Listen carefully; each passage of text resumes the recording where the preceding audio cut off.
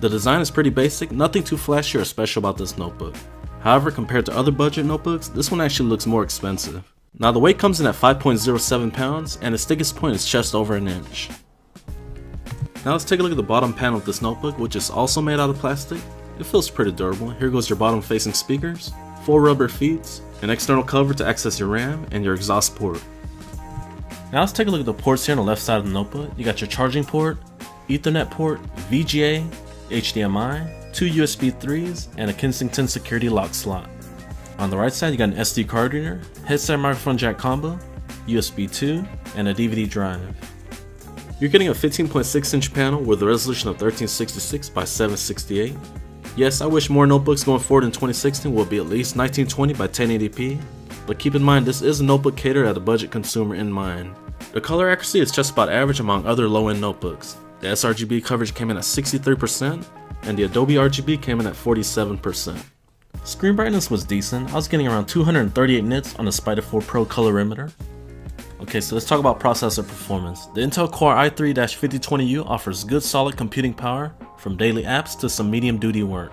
It's clocked at 2.2 GHz with no turbo. However, this is one of my favorite CPUs for budget notebooks under $400 because it offers good performance for the money.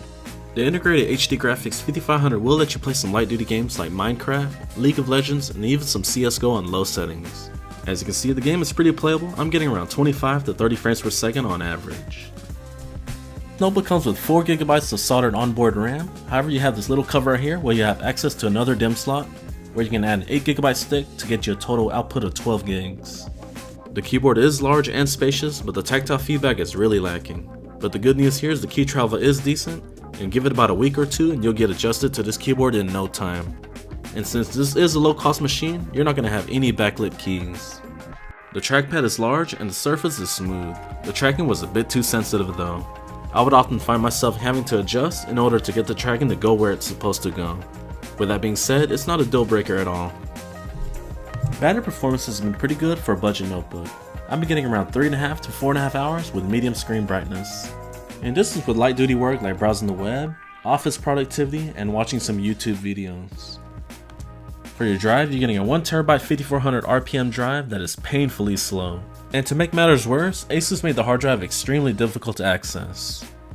The 2 bottom facing speakers sound pretty good. They are powered by Sonic Master and the sound quality is much better than other notebooks in its class.